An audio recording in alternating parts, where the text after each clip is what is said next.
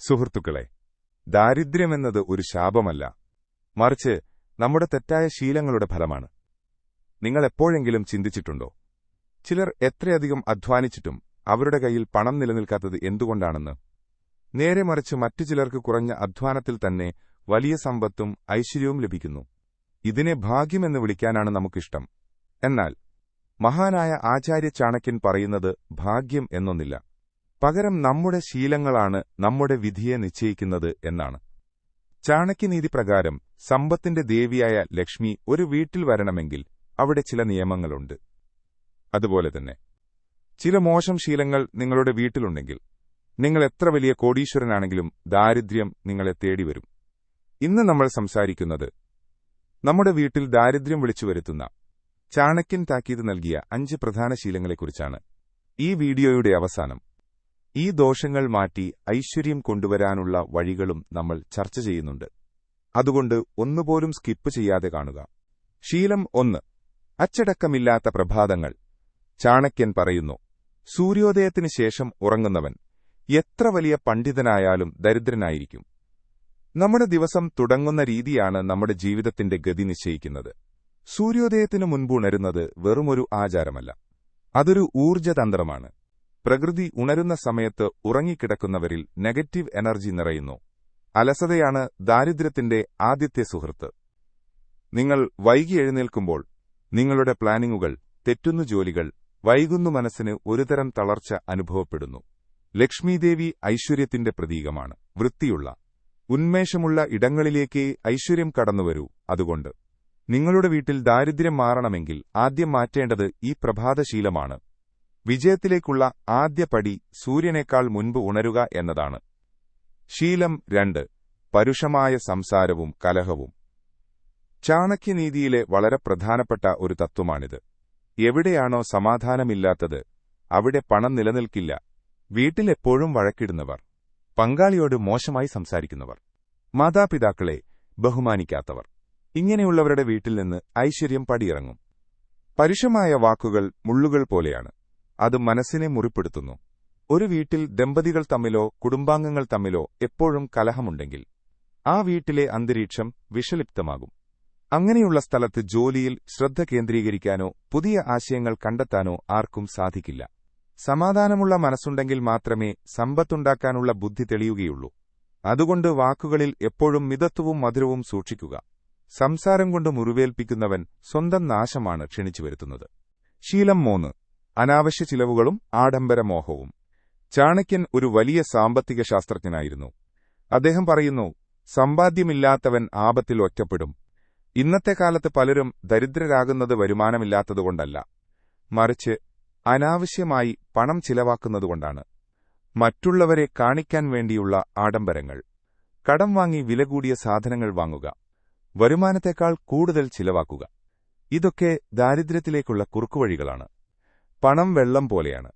അത് സൂക്ഷിച്ചുപയോഗിച്ചില്ലെങ്കിൽ ഒഴുകിപ്പോകും. ഓരോ രൂപയും ചിലവാക്കുമ്പോൾ ഇത് അത്യാവശ്യമാണോ എന്ന് സ്വയം ചോദിക്കുക.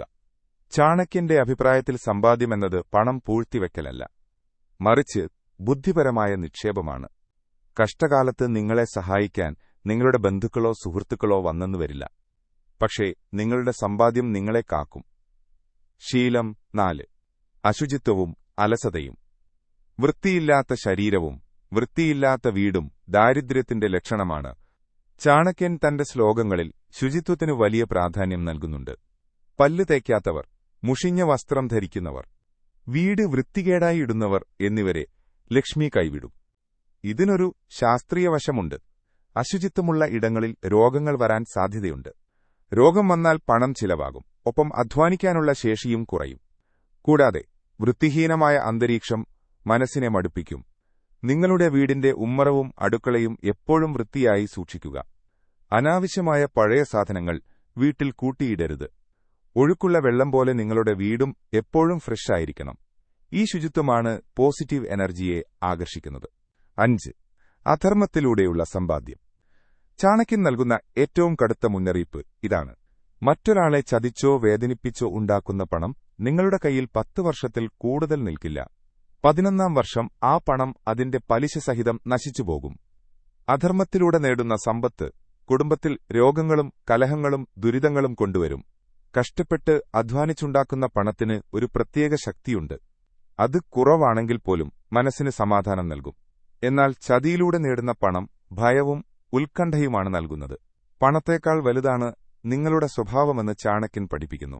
യഥാർത്ഥ ഐശ്വര്യമെന്നത് സമാധാനത്തോടെ അനുഭവിക്കാൻ കഴിയുന്ന സമ്പത്താണ്. ഈ പറഞ്ഞ 5 ശീലങ്ങളിൽ ഏതെങ്കിലും നിങ്ങളെ ബാധിച്ചിട്ടുണ്ടോ? എങ്കിൽ വിഷമിക്കേണ്ട.